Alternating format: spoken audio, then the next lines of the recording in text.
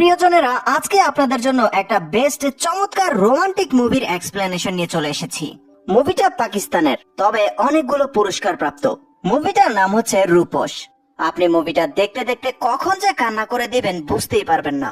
তাই চলুন সময় নষ্ট না করে চমৎকার এই মুভিটা দেখে ফেলা যাক।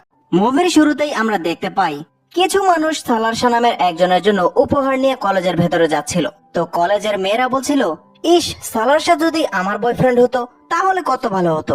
আসলে সালারশার বাবা এই শহরের মধ্যে কোটিপতি ছিল। এরপরই আমাদের সালারশাকে দেখানো হয়। তার পাশের জন হচ্ছে সালারশার বন্ধু আহমেদ। সালার একজনের সাথে টাকার বিনিময়ে শক্তি পরীক্ষা করছিল। আর তখনই আমাদের রুহিল নামের একজনকে দেখানো হয়।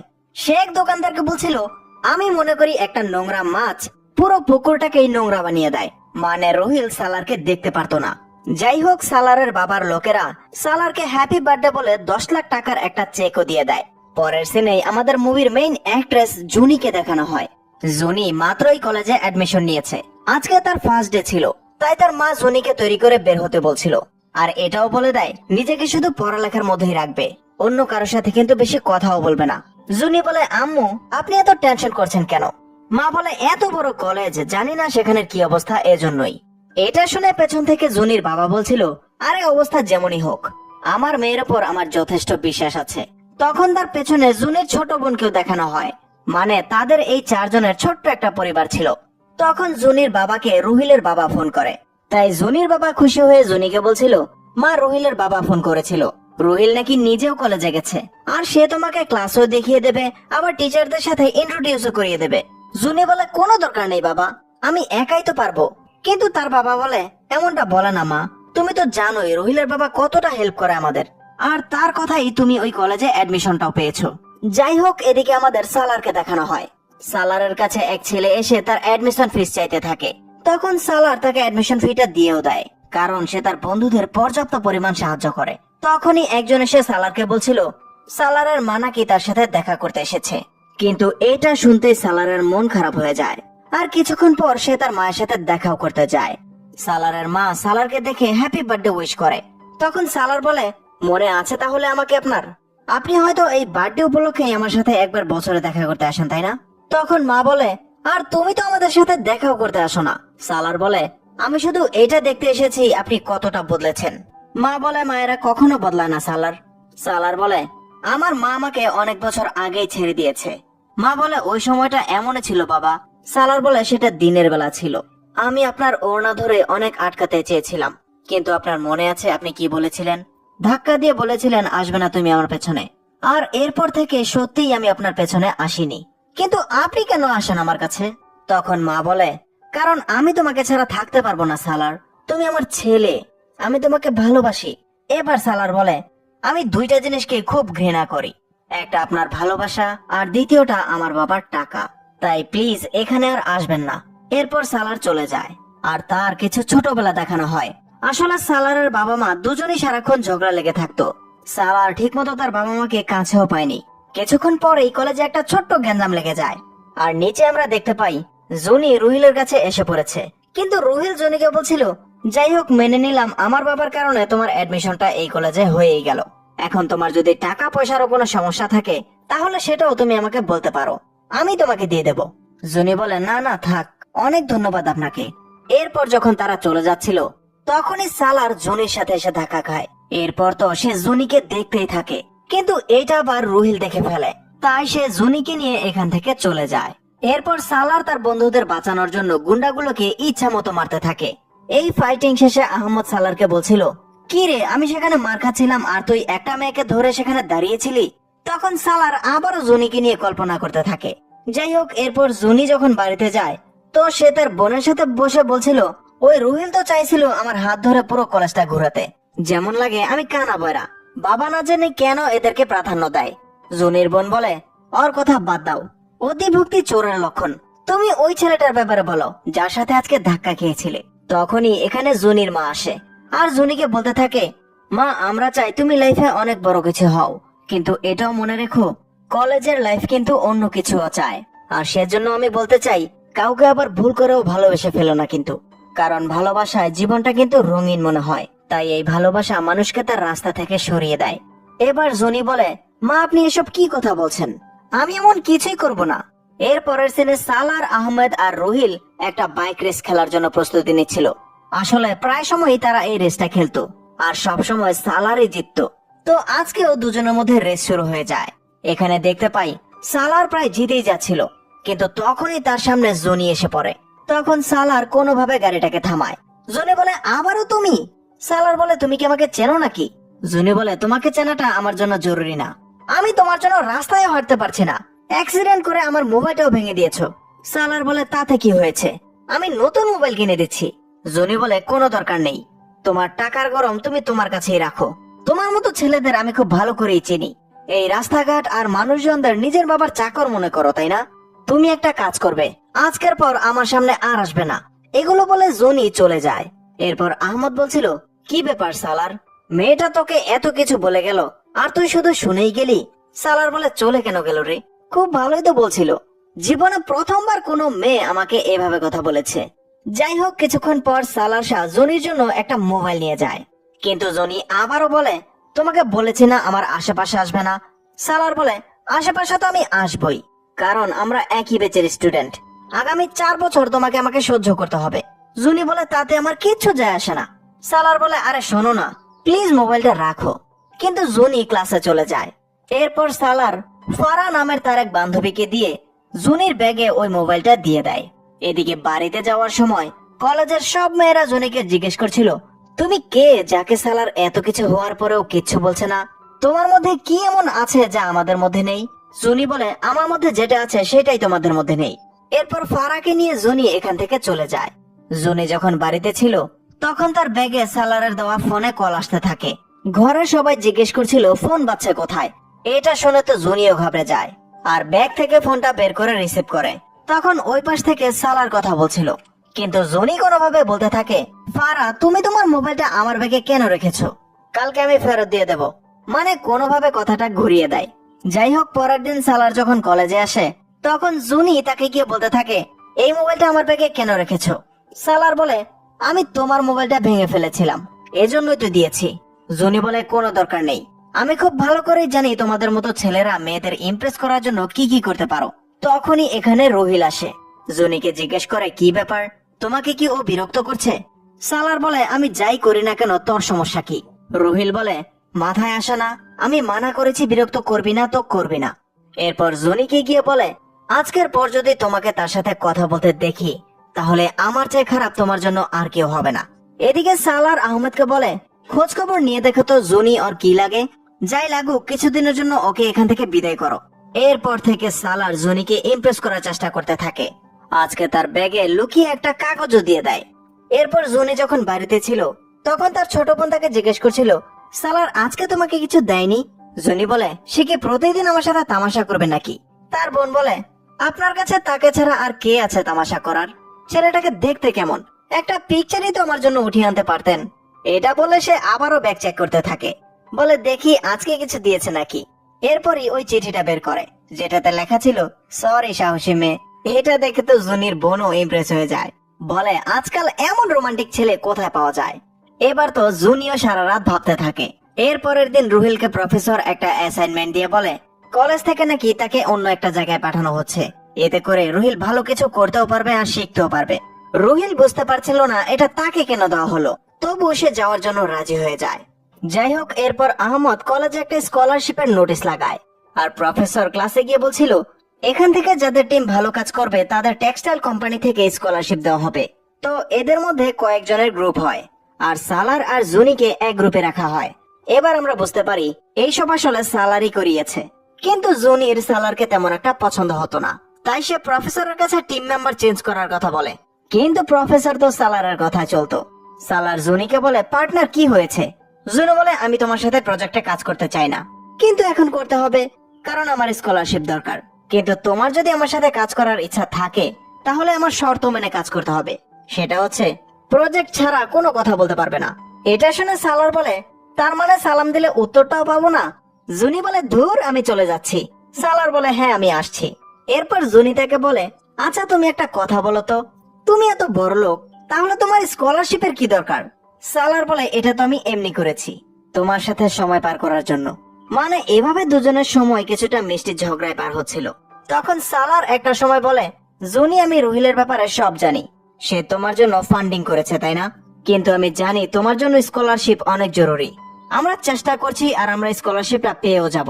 কিন্তু এটা কি আমরা বন্ধু হিসেবে করতে পারি না? আমি মানছি আমি অনেক বখাটে টাইপের, কিন্তু তুমি আমার কাছে পুরোপুরি সেফ। আমাকে ভয় পেও না, তুমি ভরসা করো। এরপর সালার জুনিকে কলেজের মাঠে নিয়ে যায়, 2 হাত উঠিয়ে মন খুলে কথা বলতে বলে। আর এসব করিয়ে সে জুনিকে ইমপ্রেসও করিয়ে ফেলে। আর এখান থেকে জুনি মোটামুটি সালারের প্রেমে পড়ে যেতে থাকে। সালারও তার খুব কেয়ারিং করতে থাকে। এরপর তারা কিছু রিসার্চের জন্য পরের দিন একটা বস্তিতে যায়। এখানে জুনি সালারকে বলছিল, আমাদের এই বাচ্চাদের কিছু ছবি তুলতে হবে, আর তার মধ্যে ভালো কিছু স্ট্যাটাস লিখতে হবে যে এই গরিব বাচ্চাদের থাকার জন্য অনেক বড় দালানের প্রয়োজন নেই, শুধু শান্তি মতো মাথা গোজার একটা ঠাই হলেই হবে। খাবার খাওয়ার জন্য অনেক বড় টেবিলের প্রয়োজন নেই, নিশ্চিন্তায় 2 মুঠো খেতে পেলেই হবে। এখন এসব দেখে সালার নিজেও অনেকটা আপসেট হয়ে যায়। এখানকার বাচ্চাদের দেখে তারও তার ছোটবেলার কথা মনে পড়ে যায়। তাই সালার আহমদকে ফোন করে এখানে গাড়ি ভরে কিছু খেলনা নিয়ে আসতে বলে। এগুলো দেখে জুনি জিজ্ঞেস করছিল, তুমি এই মানুষগুলোর গরিবী খেলনা দিয়ে দূর করে দেবে? সালার বলে, এটা সরকারের কাজ, তাই আমি আর কিছু না পারলেও অন্তত তাদের মুখে কিছুক্ষণের জন্য হাসিটা তো আনতে পারি। এটা শুনে তো জুনি তার প্রতি আরো ইমপ্রেস হয়ে যায়। সারাক্ষণ এখন থেকে সালারের কথাই ভাবতে থাকে। তার বোনকেও সালারের কাহিনী শোনায়। একদিন সালার জুনিকে আবারও ফোন করে। জুনি বলে, তুমি আবারও আমার ব্যাগে মোবাইলটা রেখে দিয়েছো? সালার বলে, কি করব, ভালো হওয়ার তো চেষ্টা করেছিলাম, কিন্তু পারিনি। জুনি বলে, তুমি আবার দেখি নিও, এটাকে আমি কালকেই কলেজে নিয়ে ভাঙবো। সালার বলে, ভেঙে দিও, তাও আমার মাথায়। এইটা শুনে তো 2 বোন হাসতে হাসতে শেষ। আর এভাবেই তাদের দুজনের কথা বলা শুরু হয়ে যায়। দেখতে দেখতে জুনি সত্যি সালারকে পছন্দ করতে শুরু করে দেয়। যাই হোক, এরপর একদিন সালার তার বাবার বাড়িতে যায়। তখন এখানে তার মাও আসে, আর দুজন মিলে সালারকে নিয়ে ঝগড়া করতে থাকে যে সালার আমার সাথে থাকবে। তখন সালার বলছিল, বাহ, দুজন আমাকে নিয়ে লড়াই করছেন। আমি মানুষ, কোনো খেলনা না যে এক জায়গা থেকে তুলে অন্য জায়গায় রেখে দিলেন।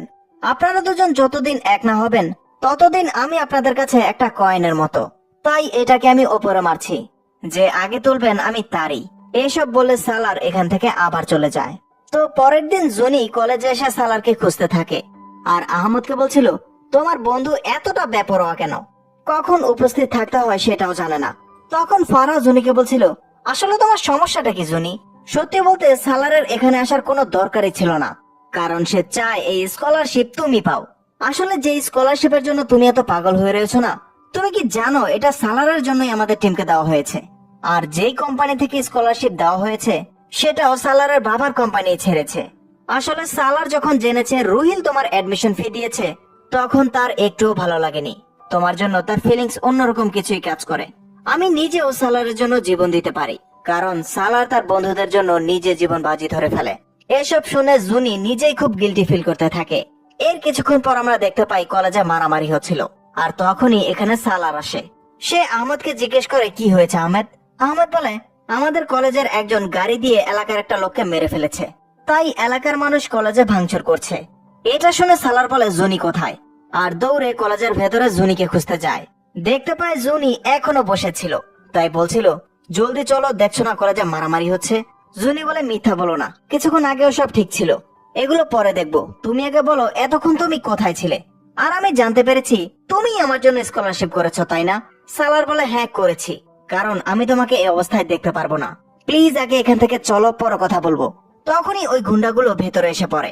সালার জুনিকে নিয়ে লুকিয়ে পড়ে, আর কিছুক্ষণ পর যখন বের হয়ে যাচ্ছিল ঠিক তখনই পেছন থেকে সালারের উপর আঘাত করে ফেলে।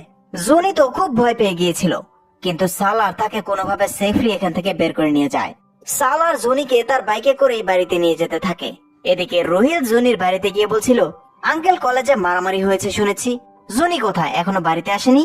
এইটা শুনে তো বাড়ির সবাইও চিন্তায় পড়ে যায়। এরপর সন্ধ্যায় সালার জুনিকে তার বাড়ির সামনে নামিয়ে দেয়, আর বলে, জলদি ঘরে যাও, বাড়ির সবাই তোমার জন্য চিন্তা করছে। এরপর জুনি ভেতরে যায়, আর সালারও তার হোস্টেলে চলে যেতে থাকে।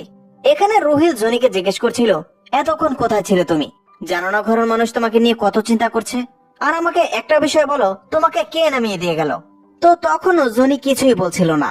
তাই তার মা বলে, বাবা, আমার মেয়ে অনেক ভয় পেয়ে আছে, এই ব্যাপারে আমরা পরে কথা বলবো। এর পরের দিন জুনি ঘুম থেকে উঠেও সালারকে নিয়ে চিন্তা করতে থাকে। আর তার বোনকে বলতে থাকে, কেন জানি না ওই সালার সারাক্ষণ আমাকে নিয়ে এত চিন্তা করে। আমাকে বাঁচিয়েছে, স্কলারশিপ পাইয়ে দিয়েছে, এখন তো সব জায়গায় আমি ওকেই দেখতে পাচ্ছি। এবার তার বোন বলছিল, আপু তোমার চেহারায় সব ভেসে উঠেছে, ভালোবেসে ফেলেছো তুমি তাকে। ওই সালার আমার আপুটার মন জয় করে ফেলেছে।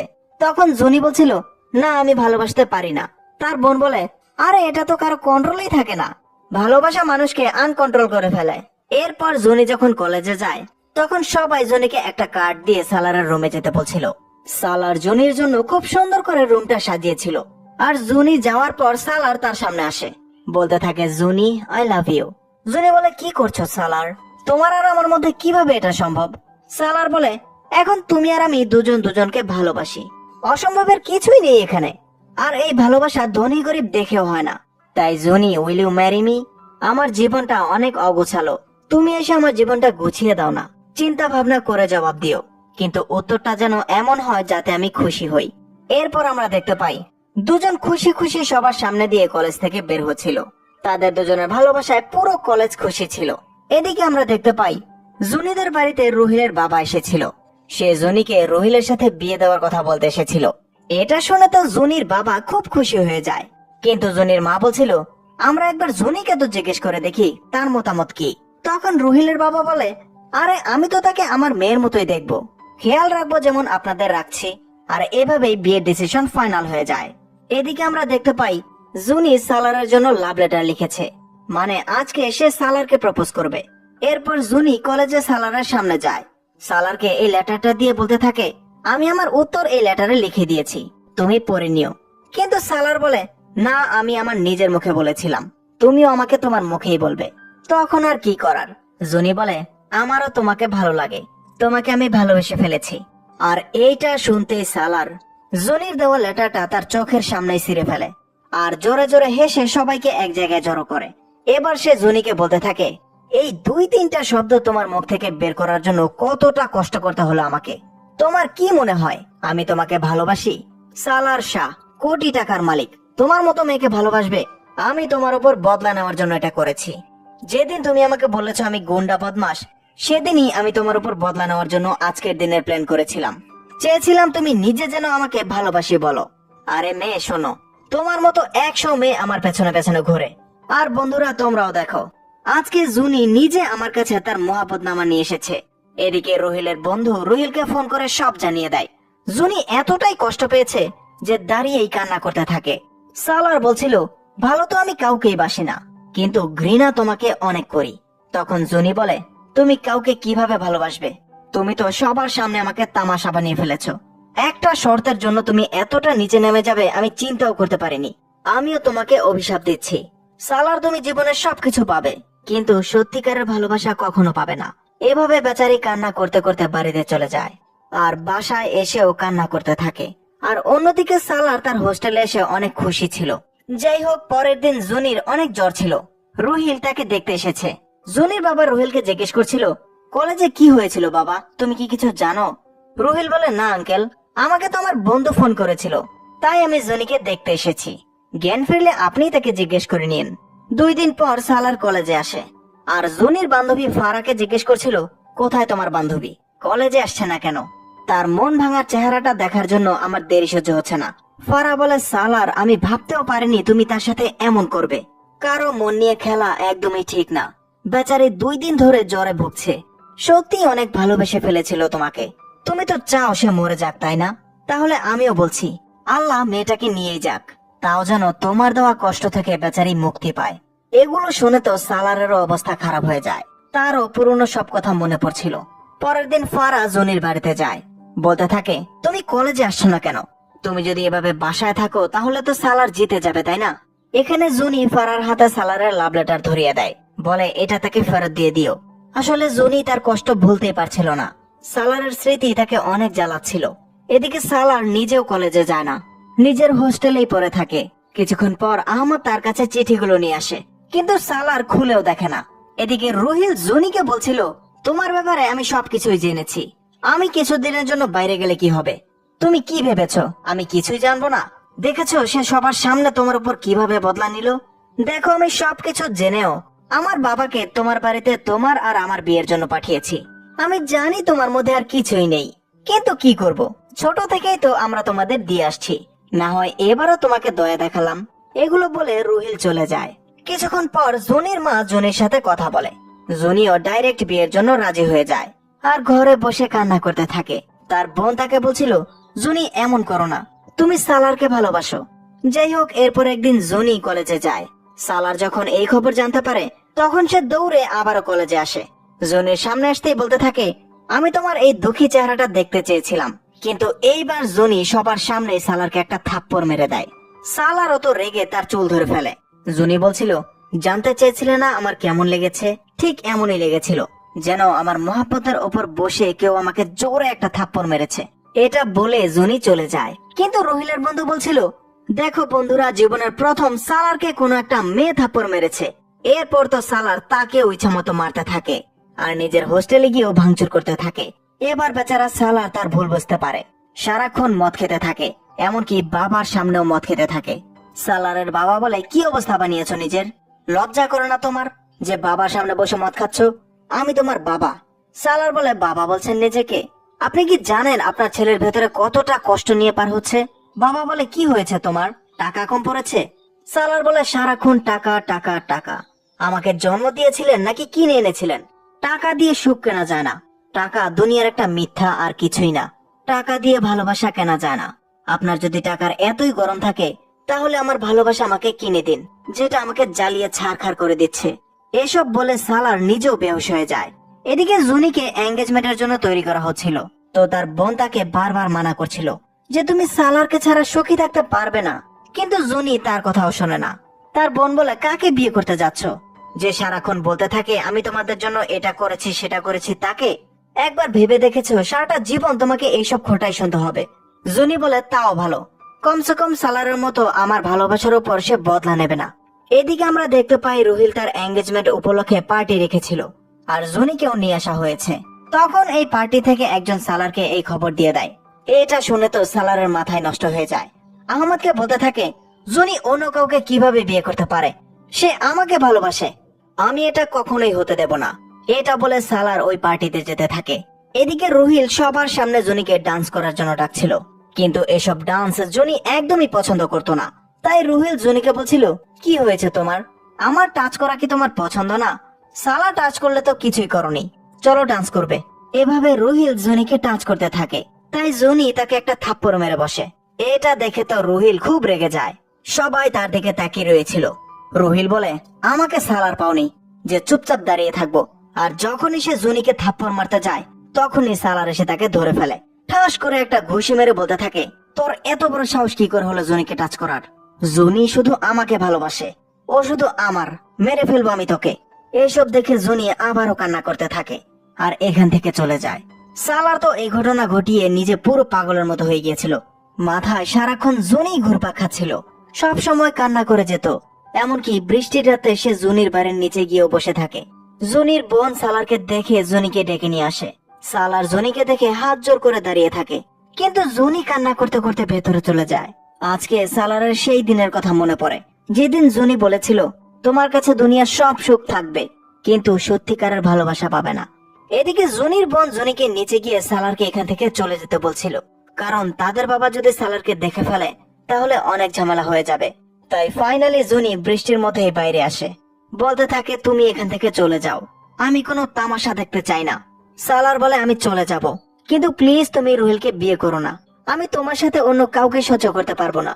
জুনি, আমি বুঝতে পারছি না আমার কি তোমার অভিশাপ লেগেছে, নাকি আমি তোমাকে অনেক ভালোবেসে ফেলেছি, যেটা আমাকে অনেক কষ্ট দিচ্ছে।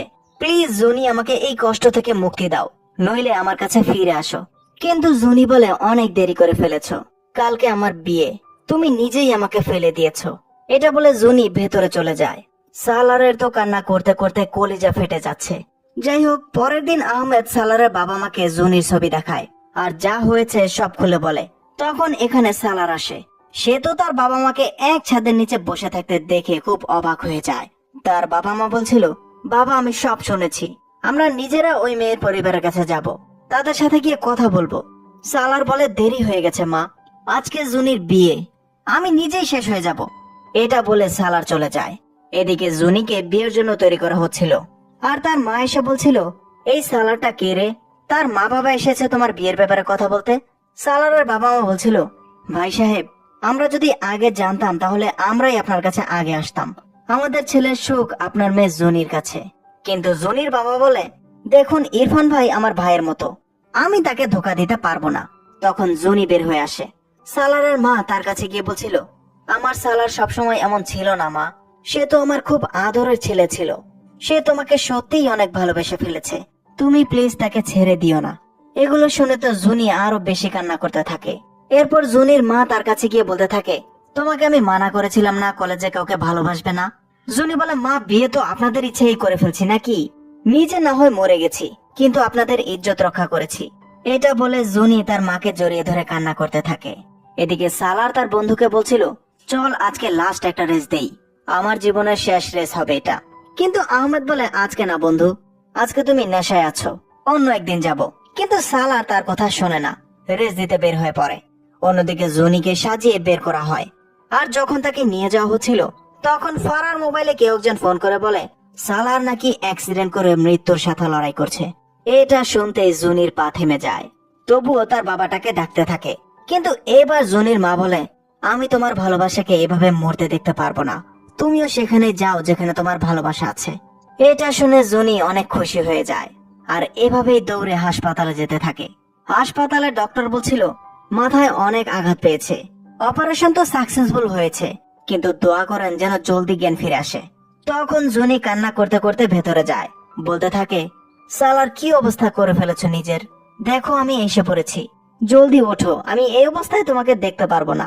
আর কিছুক্ষণ পর সত্যি সালারের জ্ঞান ফিরে যায়। সেও তার সামনে জুনিকে দেখে জীবন ফিরে পায়। সালার জিজ্ঞেস করে, রুহিল কোথায়? জুনি বলে, এখন আমাদের মধ্যে কেউ নেই। সালার বলে, তাহলে কি তুমি আমাকে বিয়ে করবে? জুনি বলে, এখান থেকে উঠলে তো করবো নাকি। আর এরপর এখানে সবাই এসে পড়ে। আর এভাবে দেখিয়ে সুন্দর একটা হ্যাপি এন্ডিং বানিয়ে মুভিটাকে এখানেই শেষ করে দেওয়া হয়। মানে সালার তার ভালোবাসা পেয়ে যায়। তো বন্ধুরা, ভিডিওটা কেমন লাগলো কমেন্ট করে নিশ্চয়ই জানিয়ে যাবেন। দেখা হচ্ছে আবারও কোনো চমৎকার মুভির এক্সপ্লেনেশন নিয়ে। সবাই ভালো থাকবেন।